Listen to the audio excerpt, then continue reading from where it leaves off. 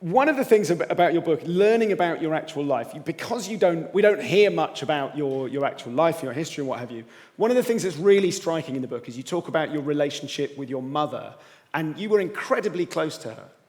Yeah.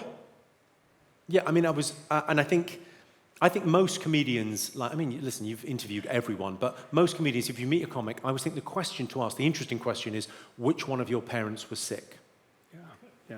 It tends to be they had a sick parent, either physically or emotionally. My mother was depressed, but they had a parent that made the atmosphere in the house strange somehow, and they had to make things okay.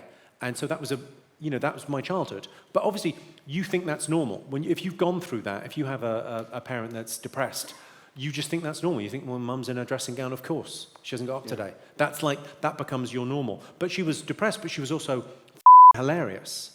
Really funny, larger-than-life, charismatic woman. And yeah, when she died, it's a very hard thing. And it was a hard thing to write about, but that's actually where the book came from. It was, Adam Kay that wrote that book, This Is Gonna Hurt. Well, he called me about maybe 2-3 weeks into the pandemic and said, we're going to do a book for the NHS, and we're all going to write a little piece about what the NHS means to us. And so I wrote a piece about my mother. And then that was the piece that kind of set the ball rolling. And I really enjoyed the experience of spending some time thinking about her and remembering that, because I think I'd slightly swallowed the grief. I just kind of, part of the reason I worked so hard was I was starting doing comedy when my mum died, and I just pushed myself into it even more and just worked all the time. Is it cathartic to tell, because your mum, as you say in the book, your mum was really funny and had a really dark sense of humour. Is it cathartic for you to be on stage telling jokes, horrible jokes about your mum being a fat who's now in hell, and all these kind of I think fat I mean, I can say it. But when you call my mum a fat... I'm quoting you. Well, yeah, I mean, sure, she didn't take great care of herself physically, and and sure, she caught a dick or two, but tremendously funny woman. I think she's the whole reason I got into comedy, because, as well, people think my laugh is weird. My laugh's a bit weird, right? So instead of an out, I laugh on an in, so it's instead of a ha-ha, it's a ha-ha-ha-ha-ha-ha. It's a ha-ha. It's a bit different when it's a real laugh, but that's the ha-ha. That's the gist of it, right? It's like a donkey seal vibe. It's like ha-ha-ha-ha. A learning disabled goose having a panic attack. I had the second weirdest laugh in my house. My mother's laugh was genuinely a lot weirder than mine. So my mother had narcolepsy, which is a sleep disorder, and she had cataplexy, which is a part of that where you lose muscular control when you laugh. You ever met someone that makes no noise when they laugh? Nothing. Mm-hmm. They're just doing a little... You can tell they're laughing, but a little bobbly head. I see quite a lot of them, because I often can see 1,000 people in front of me, and they're like, oh.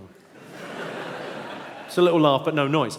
My mum had quite an extreme version, so when she laughed, if she properly laughed, she would lose, she would properly she would stroke out. I shouldn't really joke about strokes. If I ever have a stroke, I'll be laughing on the other side of my face. I feel like with that stroke joke, I've really let the side down. Anyway. If she walked in with a tray of teas, if you could say shit funny enough, she would melt. Like a witch in The Wizard of Oz. So I think that joy of laughter that she had, and also that way of medicating through laughter, using laughter as a means of making life better. And really that's kind of what the book's about as well. Yeah. The idea that how you see the world is much more important than how the world is. Disposition is more important than position. I keep on repeating that in the book because it's so obvious to me, but I think the world makes it look a different way.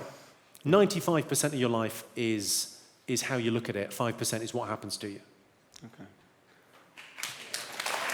Hi, I'm Jimmy Carr, the guy you just saw in that video. Thanks for watching it, because somehow I get money from that. I don't know how. I don't know. Probably it filters through some sort of advert that you watched before you watched the video, maybe? Or maybe you subscribed. Anyway, thanks for watching it, and somehow that benefits me. And hopefully I'll see you at a live show at some point further down the sunny road. Good luck.